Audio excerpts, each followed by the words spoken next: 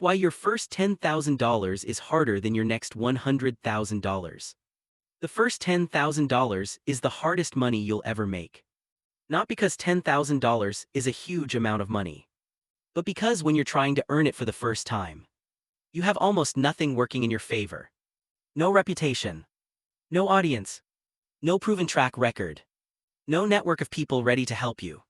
And maybe most importantly, you don't yet believe that you can actually do it. You're starting from zero. And starting from zero is brutally difficult. But here's the strange part. Talk to someone who has built a business, become a successful freelancer, grown an audience, or learned how to generate serious income. And you'll often hear the same story. Their first $10,000 felt almost impossible. But after that, the next $100,000 didn't feel nearly as difficult. That sounds backwards. Because $100,000 is 10 times more money. So why would it sometimes be easier to make? The answer has very little to do with money.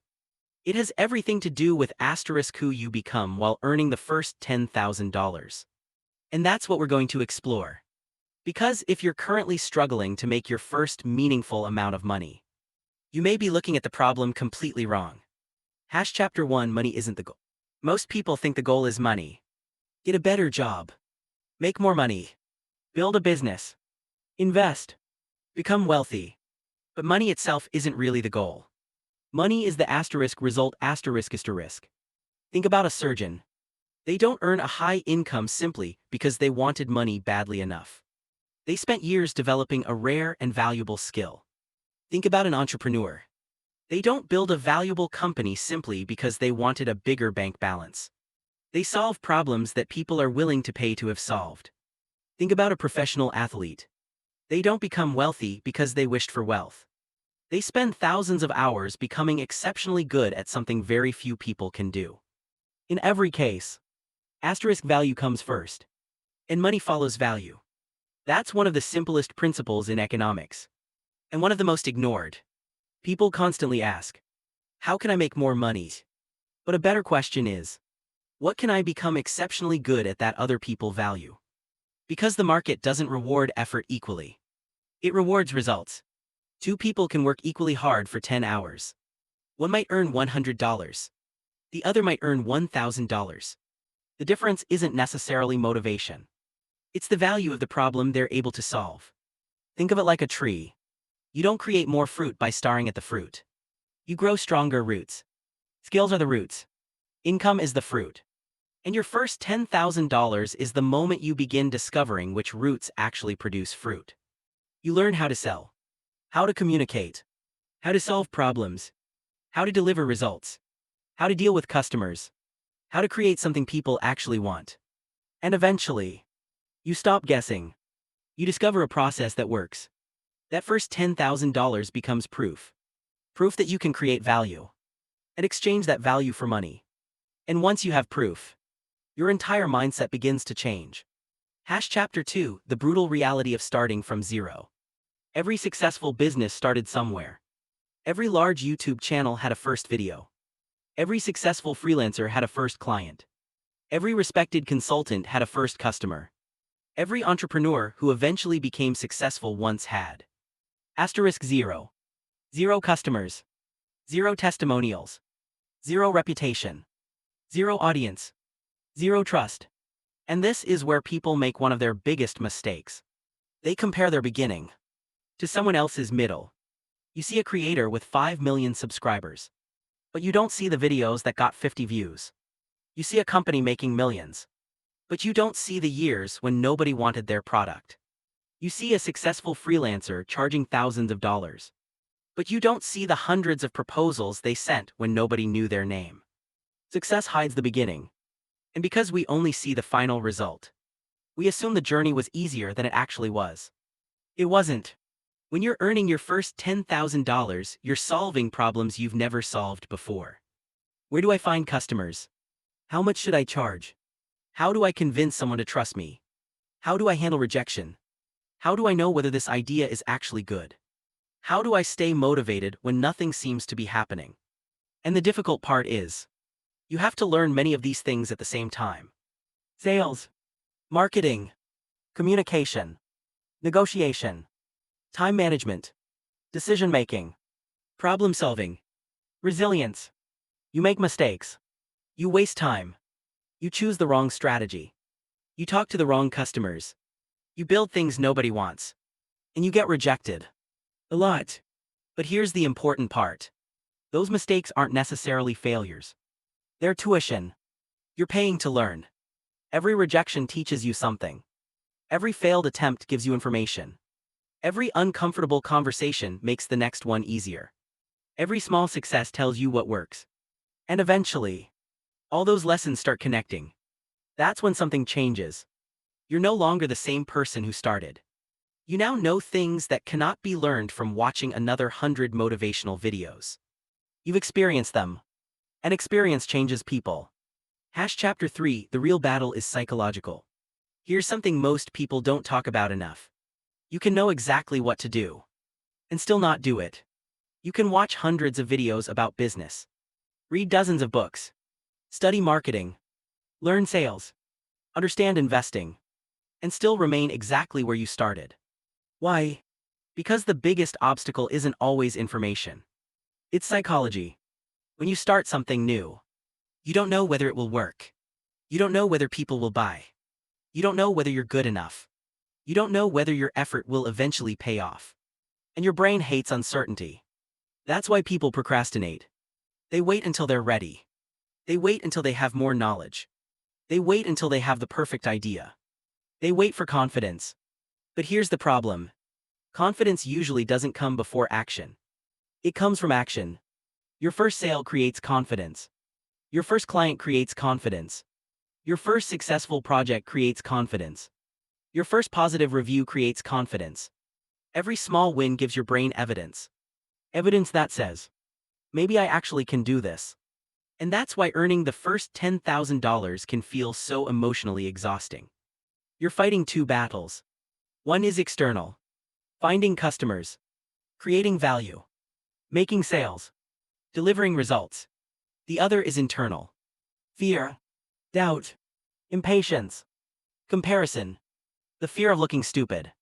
The fear of failure. The fear that everyone else is better than you. But eventually, you learn something incredibly important. Fear doesn't necessarily mean you're making the wrong decision. Sometimes, fear simply means you're doing something you've never done before. And once you understand that, you stop trying to eliminate fear. You learn to move forward with it. That's when growth accelerates. Chapter 4, trust is the hidden currency. Imagine you need surgery tomorrow. You have two choices. The first surgeon is highly educated, but has never performed the procedure. The second surgeon has performed thousands of successful operations. Who would you choose? Probably the second one. Why? Because you trust them. And trust is incredibly valuable. Especially when you're starting from zero. Your first customer isn't simply buying your product. They're taking a risk on you. They don't know whether you'll deliver. They don't know whether you're reliable. They don't know whether you're worth the money. So your first few sales are difficult. But something interesting happens after you deliver great results. One customer becomes proof. That proof becomes a testimonial. The testimonial makes the next customer more comfortable. The next customer creates another success. That success creates another referral.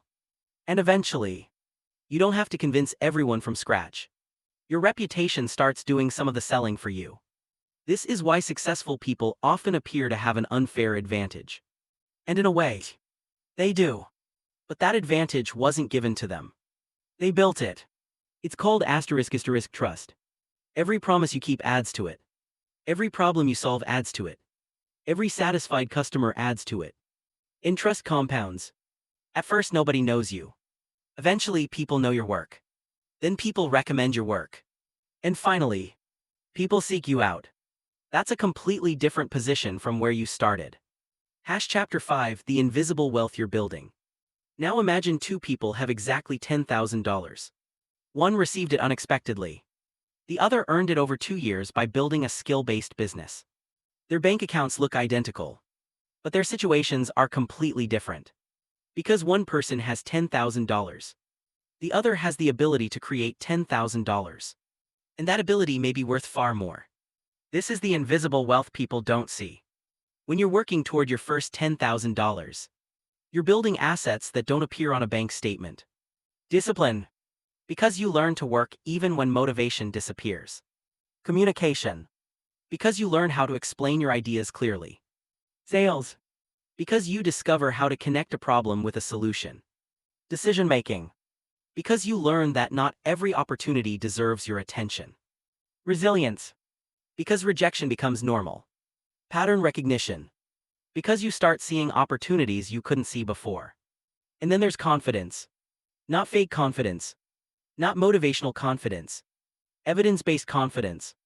The kind that comes from saying, "I've done difficult things before." That is incredibly powerful. Because once you've proven to yourself that you can create money from your own abilities, your relationship with risk changes. A difficult problem no longer looks like a wall. It looks like something you might be able to figure out. And that mindset can follow you for decades. Chapter 6: Why the next $100,000 can come faster. Now we get to the central question. Why can the next $100,000 sometimes be easier than the first $10,000? Because the next $100,000 doesn't start from zero. It starts with everything you've already built. Your skills, your reputation, your network, your experience, your systems, your confidence, your understanding of what works. This is *** compounding. Most people think compounding only applies to money. It doesn't. Skills compound. Experience compounds. Relationships compound. Reputation compounds. Knowledge compounds. Imagine you're learning sales. Your first sales conversation might take 30 minutes. And you might completely mess it up. But after having 100 conversations, you recognize objections immediately. You know what questions to ask. You know what customers actually care about. You know when someone is interested. You know when someone isn't. The conversation becomes shorter. The result becomes better. The same thing happens with almost every valuable skill. A beginner might need 8 hours to solve a problem. An experienced person might solve it in 30 minutes. Not because they're smarter, but because they've seen it before. Experience compresses time. And then there's your network. Your first opportunity may require cold outreach. Your 10th opportunity might come from a referral. Your 100th opportunity might come from someone who already knows your reputation. The amount of effort required to create each opportunity decreases. That's leverage. And eventually, you aren't simply trading time for money anymore. You're using everything you've built to produce more value with less friction. That's why the first $10,000 is so important. It teaches you how to build the machine. The next $100,000 is often about improving and scaling that machine. Chapter 7: The wealth nobody sees. Most people define wealth by what they can see. A nice house. A luxury car. Expensive clothes. Travel. A large bank account. But those are often the least interesting parts of wealth. Real wealth is the ability to continue creating value. Imagine two people lose everything tomorrow. One has spent 20 years building businesses. The other inherited millions but never developed any valuable skills. Who has the better chance of rebuilding? The first person. Because they still have what created the money. Their skills. Their judgment. Their relationships. Their experience. Their ability to solve problems. Money can disappear. Businesses can fail. Markets can crash. But skills can survive all of those things. And that's why income and wealth aren't the same thing. Income is what you earn. Wealth is what you can continue to create. Your first $10,000 is the beginning of that transformation. It proves something incredibly important. You don't have to depend entirely on luck to create money. You can create value. You can solve problems. You can build relationships. You can generate income. And if you can do it once, you can learn to do it again. Chapter 8: Don't quit during the invisible phase. So why do most people never reach that first $10,000? Because they quit too early. The beginning is deceptive. You work for weeks, and nothing seems to happen. You send proposals. No response. You publish content. Almost nobody watches. You launch a product. Barely anyone buys. You learn a new skill. And you're still terrible at it. From the outside, it looks like you're failing. But underneath the surface, something is happening. You're learning. You're developing judgment. You're becoming faster. You're discovering what doesn't work. You're building skills. You're becoming someone capable of producing better results. Think about pushing a massive flywheel. The first push barely moves it. So you push again. And again. And again. For a while it feels pointless. Then, it moves. Slowly at first. Then faster. Eventually, the flywheel has momentum. Success often works the same way. The hardest part isn't always maintaining momentum. It's creating it. And the tragedy is that people often quit right before things begin to accelerate. They interpret slow progress as proof that the process isn't working. When sometimes, slow progress simply means you're still in the foundation building stage. Your first $10,000 is that stage. It's where you're learning to push the flywheel.